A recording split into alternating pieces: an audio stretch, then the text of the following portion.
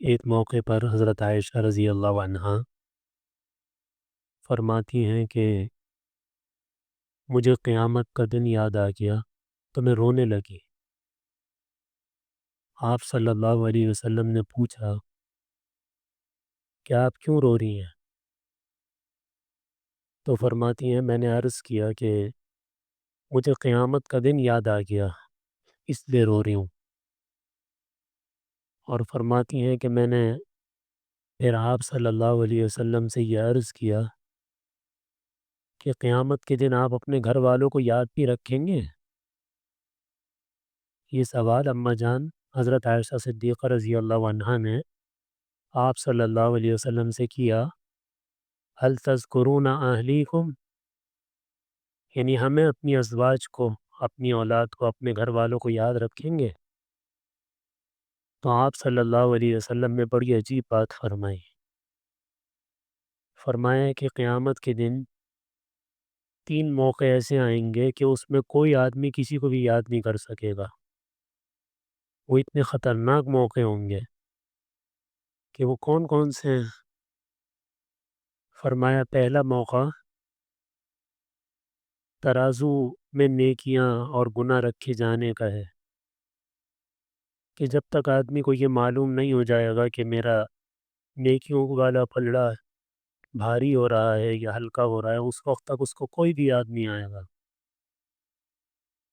اور دوسرا موقع فرمایا اعمال نامے کی تقسیم کا ہے، کہ اللہ تعالیٰ کی طرف سے جب اعمال نامے تقسیم کیے جائیں گے، ایسا نہیں ہے کہ ہاتھوں میں پکڑائے جائیں گے، بلکہ اللہ تعالیٰ ان اعمال ناموں کو ہوا میں اڑا دیں گے، اور جو جنت میں جانے والے لوگ ہیں خود بخود وہ اعمال نامے ان کے دائیں ہاتھ میں آئیں گے، اور جن کو جہنم میں جانا ہے اللہ تعالیٰ ہماری حفاظت فرمائے، تو ان کا الٹا ہاتھ پیٹ کی طرف سے اندر گھس جائے گا اور کمر سے نکلے گا، اور پھر وہاں ان کو الٹے ہاتھ میں اعمال نامہ ملے گا۔ تو فرمائے اس وقت بھی کوئی کسی کو یاد نہیں کرے گا۔ اور تیسری جگہ فرمائی پل صراط پہ گزرنے کا جو وقت آئے گا تو اس میں بھی کوئی کسی کو یاد نہیں کرے گا۔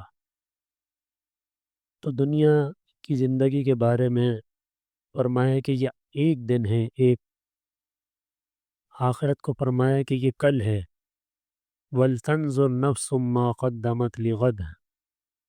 فرمایا اللہ تعالیٰ نے کہ ہر آدمی کو یہ غور کرنا چاہیے کہ اس نے کل کے لیے آگے کیا بھیجا ہے۔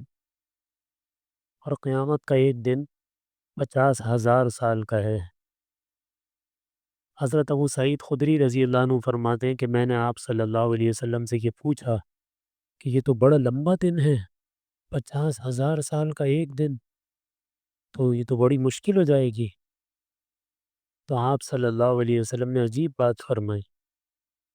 فرمایا کہ ایمان والے کے لیے، ایمان والے تو ہم سب ہیں ماشاءاللہ، لیکن ایمان والے سے مراد جیسا ایمان اللہ کو چاہیے، کہ جو ایمان آدمی کو اللہ کی نافرمانی سے روک دے، اور وہ ایمان اللہ کے حکم اور اطاعت فرما برداری پر آدمی کو لا کے کھڑا کر دے۔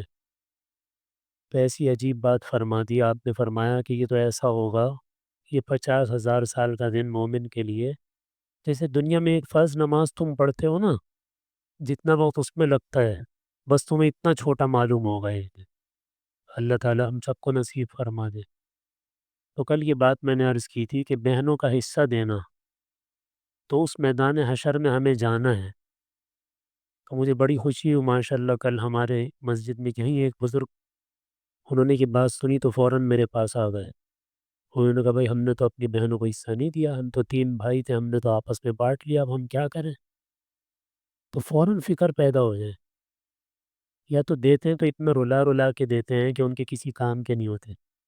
ان کی کسی بیٹی کی شادی ہو رہی ہے، دے دیے 2-4 لاکھ روپے، چلو بھائی، پھر کبھی دے دیے، پھر کبھی دے دیے۔ تو یہ غلط طریقہ ہے۔